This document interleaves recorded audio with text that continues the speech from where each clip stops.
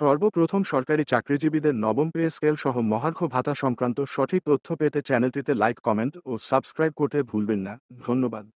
কঠিন কর্মসূচি দেওয়ার জন্য কঠিন থেকে কঠিনতর কর্মসূচি আধা ঘন্টায় 1 ঘন্টায় সচিবালয়ের কর্মচারী আলটিমেটাম দিয়েছে, তাদেরকে ডেকে বাধ্য হয়েছে প্রশাসন তাদের সাথে নিগোশিয়েট করতে।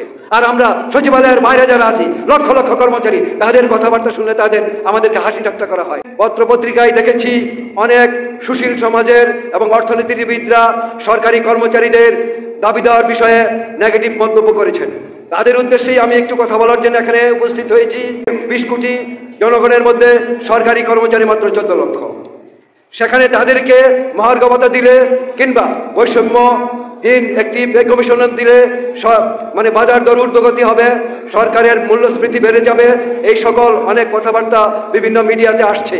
আমি তাদের গাতার্থে বলতে চাই, 14 লক্ষ কর্মচারী সেই 20 কোটি কর্মচারীর মধ্যে 1% নয়, 0.5% নয়, সামথিং পার্সেন্ট সরকারি কর্মচারী আছে। তাদেরকে সুযোগ সুবিধা দিলে সরকারের বিভিন্ন ধরনের সমস্যা হবে, এই কথাগুলি ঠিক না।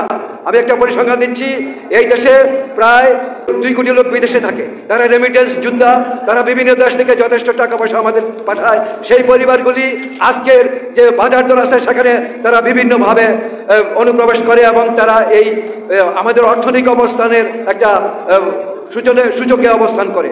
আমাদের সরকারি কর্মচারী যারা আছি তারা দিনান্তে পান্তা ফুরায়, সেই কথাটা সেই যে বিজ্ঞ অর্থনীতিবিদ তাদের গাতার্থে বলছি। পাশাপাশি আমাদের যারা সরকারি কর্মকর্তা আছেন তাদেরকে যেভাবে অতি সত্বর 3 দিনে 3টা প্রমোশন দিয়ে দিয়েছেন, অথচ আমাদের সরকারি কর্মচারী যারা তাদের পক্ষে বা তাদের জন্য কোনো কিছু করার জন্য মিটিং লাগে, 3টা কমিটি লাগে এবং সরকারি কর্মচারীদেরকে ফাইল ভোগা দেওয়ার জন্য যা যা দরকার তাই লাগে। সুতরাং সরকারি কর্মচারীদেরকে সবিনয় অনুরোধ করব, একটাই দাবি, এবং আমার তো মনে হয় সরকারি কর্মচারীদের অনেকের মধ্যে অলসতা আছে। আজকে তো এখানে অনেক লোকজন থাকা উচিত ছিল, ফেটে পড়া উচিত ছিল, খুবই ফেটে পড়া উচিত ছিল, অধিকারের জন্য ফেটে পড়া উচিত ছিল।